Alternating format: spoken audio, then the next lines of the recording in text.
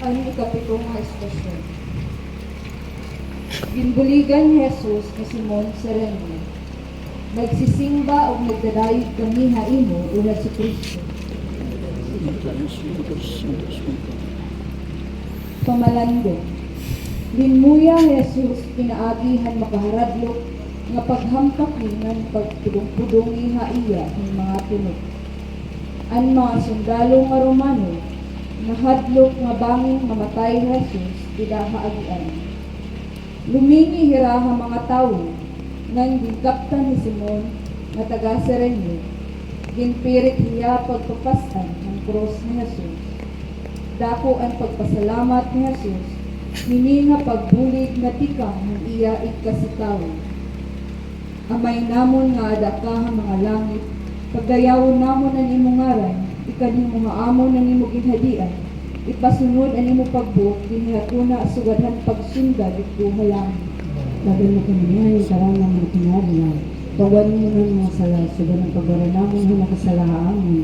Nandiri mo kami bayaan, basi diri kami pagdagon ng mga panilay, kundi bawiya kami ng mga karatan. Maghimaya ka Maria, puno kang grasya, ang Ginoo nga Dios aadaha imo.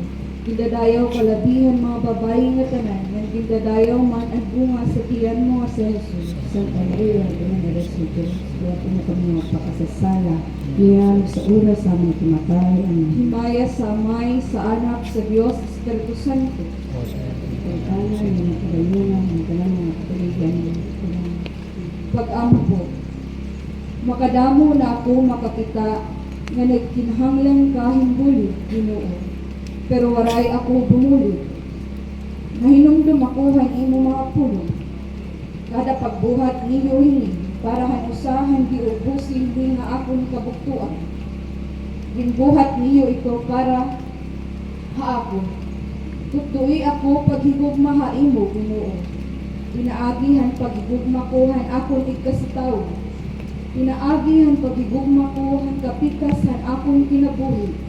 Han bukto ko, han sangkay ko, han kaupod ha trabaho.